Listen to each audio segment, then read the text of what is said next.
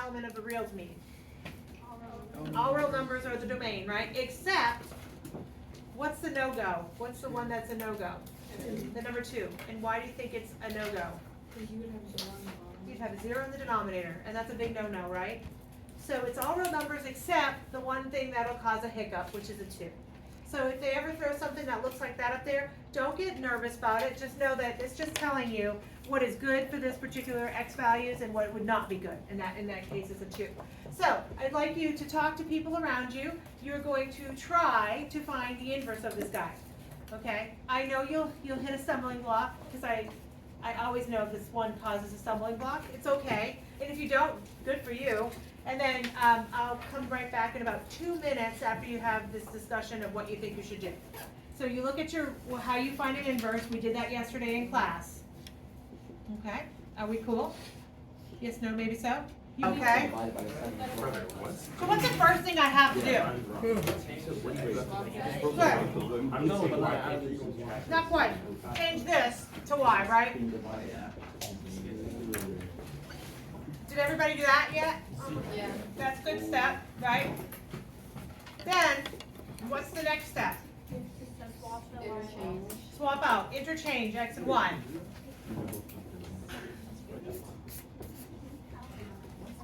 And this is where I collectively normally lose people. They're like, yeah, now what? Right? So I'm always going to say I'm frightened by fractions. Not a fan of fractions. So what do I do to get rid of fractions? Take y minus 2 and do what with it? Multiply it over here. So let's go that route. So I have x times y minus 2 is equal to 2y plus 7. There's no shame in being afraid of the fraction. We can handle that. So this, sometimes people get to this place and then they're like, what? Not sure what to do next. Because ultimately my goal, remember, is to have y in terms of x. Does that make sense what I'm saying? So I need to be able to isolate my y's on one side and then everything else on the other side. But before I can start isolating, I've got to do something right special right here to these things here. What shall I do? Distribute. Yes. So if I distribute this,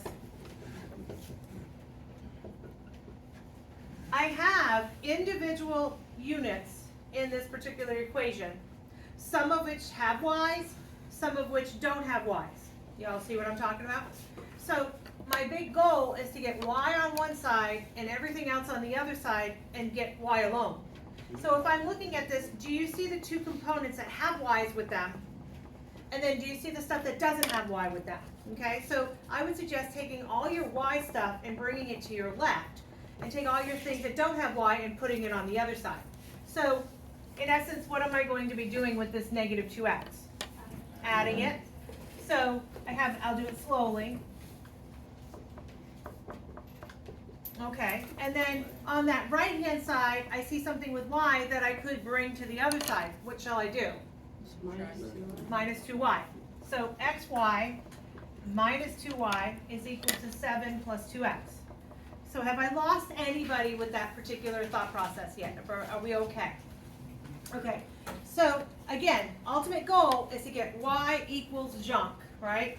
So I'm kind of close to having y on one side and junk, but not quite all the junk on the other side. So what I'm looking at here is there's any way that I could isolate the y on this left-hand side in order for me to be able to get y alone. So instead of using the word divide, because when we divide, we try to bring it to the other side. Could you, like, factor out We could y? factor out the y. That's the word I was looking for, the proper terminology, right? So we're going to indeed factor out the y. Very good. Very, very good.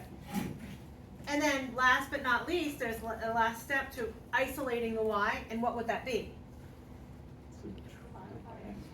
Divide by x minus 2.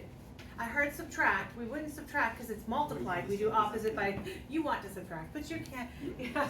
So we have y is equal to 7 plus 2x divided by x minus 2. So did we meet our goal of getting y in terms of x? Tell me where I lost you. You ended with the same thing you started with. Oh, yes, I'm so glad you recognized that. So, we decide to call it what it is. It's an inverse, right? And he is 100% right. He recognized that that particular function is a self-inverse. They have their self-inverses is what they call them. They have a special name. They'll never say find the self-inverse, they're just gonna say find the inverse. And then you're gonna get to the end and you're gonna go, oh my goodness, I must have made a mistake because it's the same thing. But it's not, it's called the self-inverse. All right, are we cool? So, I guess the moral to this particular story is that I wanted you to be able to recognize the steps that you would go through in order to isolate that. Because when we get to A-level math, for those of you that are gonna decide to come back one more year with me, we do that isolation technique a lot because we do something called implicit differentiation, where it sounds horrible, but it's actually not bad at all, and we use this technique a lot. Okay, so the idea of isolating and then solving for is really kind of cool. So let me give you one to try without me, now that you feel really good about this, okay? All right, I'll put it right here.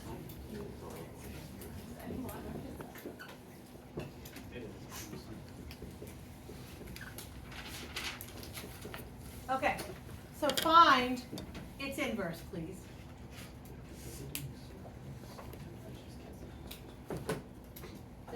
So, same type of problem. All right, put your phones away. Thank you. Same type of problem. If you're, yeah, I just want you to listen to me, not your earbuds. I'm sure there's much better sounding in that earbud, but, okay, first step, y is equal to 4x plus 5, 3x minus 4. Yes, no, maybe so? Yes. Cool. Yeah. Next step, because I'm trying to find an inverse, is interchange my x and y. I think we're probably really good at that. Next step, there's a fraction. I'm frightened by fractions. What am I going to do with it? Multiply that puppy over.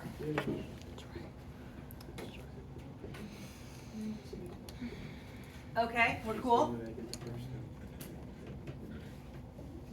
Are we good? Yeah. So now, what do we do? Distribute. It's like our old friend. We don't forget it now. It's forever good. Okay? Ultimately, my goal is to have y in terms of x, isolation of y in terms of x. So I'm going to bring my y's together and bring everything else to the other side. Everybody feeling good about that? And I'm going to rock your world because I'm going to do it in one big step. We're good? Because you guys, I've taken it easy on you. I usually do steps like all in my head and then throw it up here. So I'm trying to be nice. All right, now what do? Factor out my y. Because remember, our ultimate goal is to isolate that puppy. And then last but not least, divide. And call it what it is. What is it? It is definitely the inverse, and it's more specifically a self-inverse. So I was able to blow your mind twice, self-inverse. What do you think? Good stuff? It don't bother me. Are we cool? Yes? Okay, so there's one little more aspect to this lesson. I will be done today. Thank you, Lord, right? Because there's a lot to learn. So once again, once I'm done with this last component, we're going to work problems tomorrow, the next day, and the next day come with questions. Come with what you don't know, so that way we can go over that kind of stuff. If you come and have no clue what you don't know, I can't help you, okay? So let's go ahead and talk about transformations.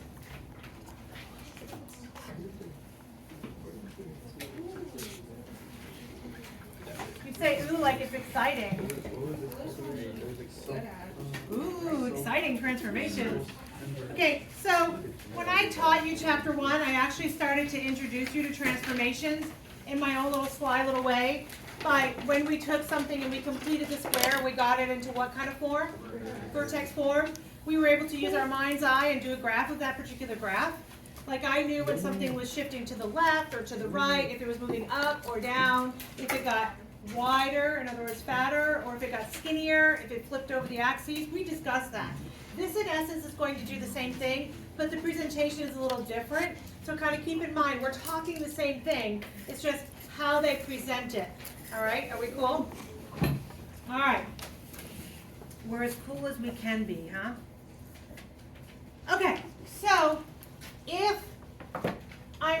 talking about, let's just do a visual. I think a visual will be our best bet. If I give you y equals x squared minus 2x plus 1, okay, that's my original graph.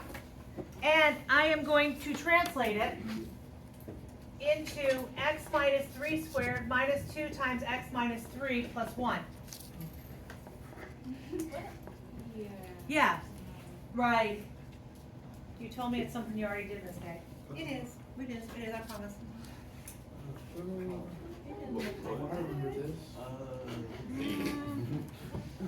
Okay, we're going to start by, I want to have a visual. So normally we would complete the square. But I want you to do me a favor, and I want you to find the x-intercept of this graph and the x-intercept of this graph. So we're going to review for a moment. So how do I go about finding the x-intercept of graph number 1? I factor it, and I set it to 0, and I solve for x. Are we cool with that? Yeah. So I'm going to have you factor it, set it to 0, and solve for x. And then we'll discuss. Did anybody have any trouble factoring this thing? Nope, not at all. Thank you. That's confident. So, what's my x-intercept? 1. So, if I'm drawing a quick sketch of this, at 1, 0, there's my beautiful parabola. Are we cool? Now, in the same breath, how do we find the x-intercept of this guy?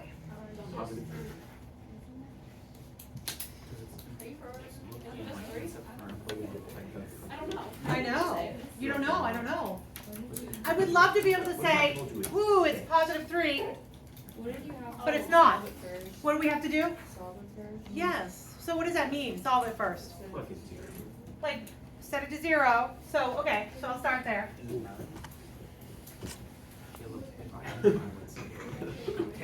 Now what? Move things over.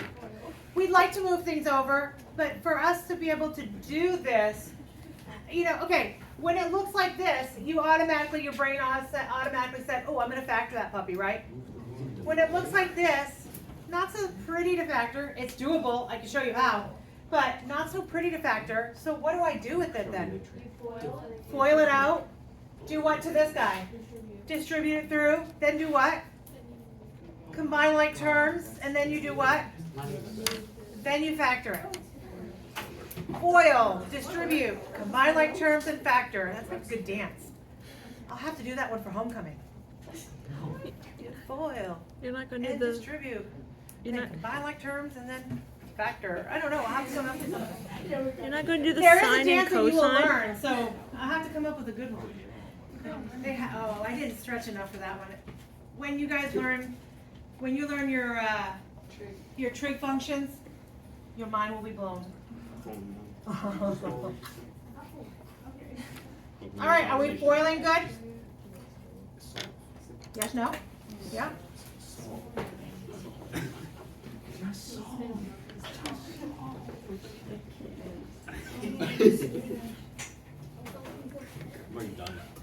So, everybody put a little on their side of their paper. Tell me what you think the new x-intercept will be, just so we can see how good you did. You said, I think I heard a few people say what they thought it was.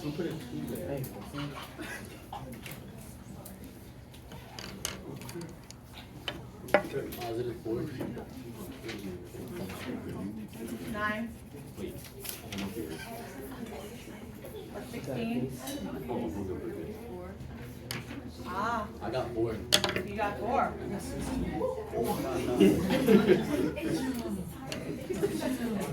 Are we doing well? Yes. Okay. It's 4. Yay. So, let's come up with a conclusion about this thought process, okay? Ready? My original guy was at 1, 0. My new guy is at 4, 0. what's happening visually, verbally, what's happening from this guy to this guy as far as the equation is concerned? Shifting to the right. We're shifting to the right, how many? 3. We're shifting to the right 3. However, we started at 1, we shifted to the right 3. Does that make sense? I added 3 to that number to get my new x-intercept. You guys visualize what's happening there? Yes, yes you are. So a lot of you said, ooh, it's now 3, 0. Not quite, because we started at 1, 0. If we started 0, 0, yes, it would have been 3, 0. Feeling good? Yes. So would you not have to do the math? So you would not have to do the math. But you know what? There's got to be a rhyme or reason as to why you don't have to do the math, so I wanted you to see that. Now, let's make it Aice worthy. I'm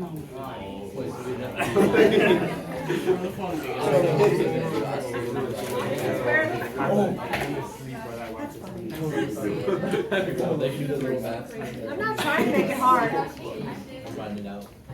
Okay, so can I get rid of all this math here?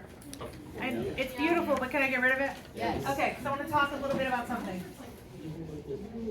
When we're talking, I'm going to do a little side over here.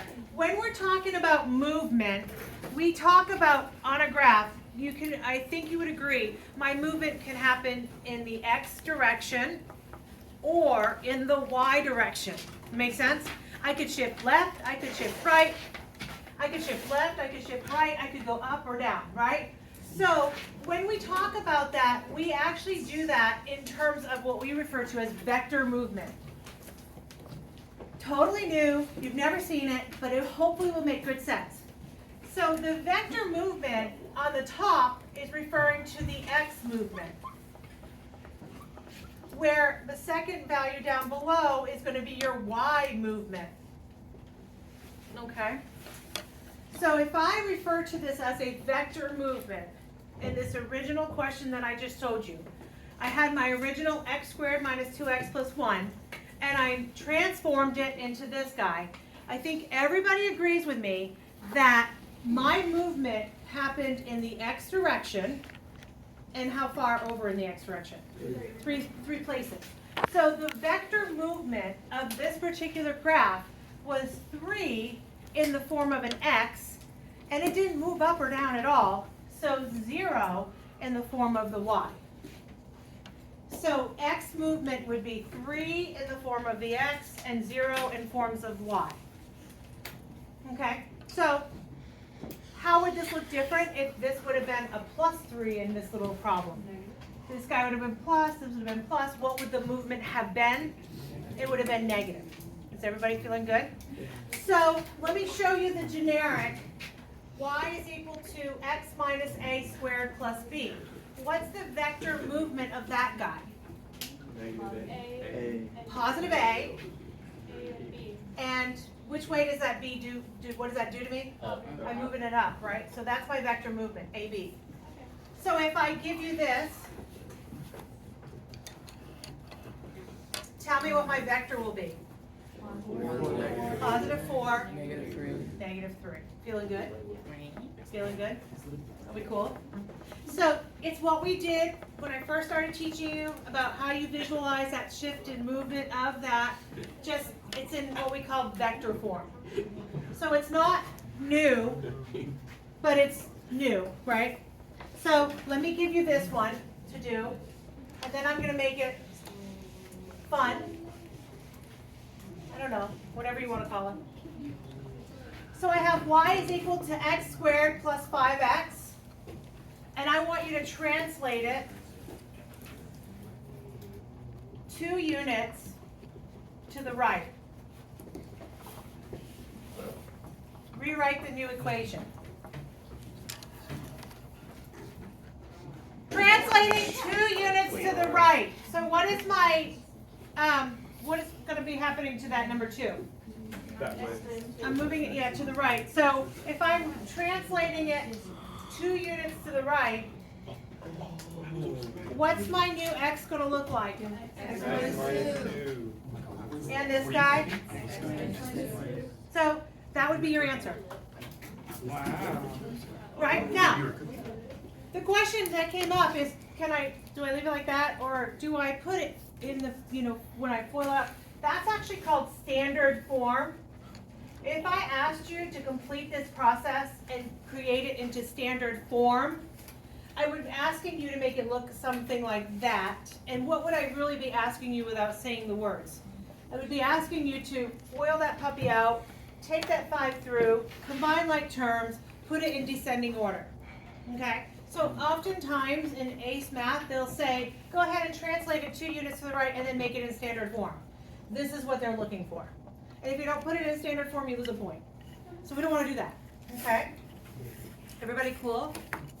How would this look if I said translate 2 units to the right and up 1 unit? The final thing at the very back end of this would have a +1 attached. All right, are we cool? All right, feeling good? Okay, so let me rock your world here.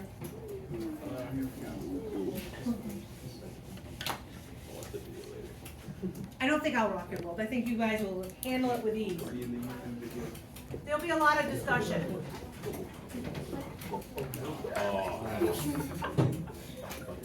Oh, wow. A lot of moaning, yeah. Here we go.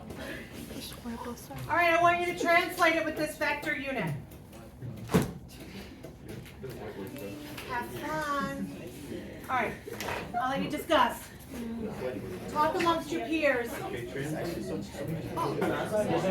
685. we got it right. Yeah. We got it right. You got it right. Yeah. That's Oh, shit. Yes? Yes? Yes.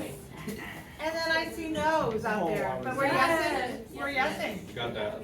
Do you see why the x plus 5 has to be kind of separated from that 2? Yeah. Because what's happening there is just that x is being altered by translation, not the 2, you know? Are we cool? Yeah. Okay. I didn't. We're as cool as we can be. I actually about that, but it's good. It's just. This guy? Yeah. I know. I'm done.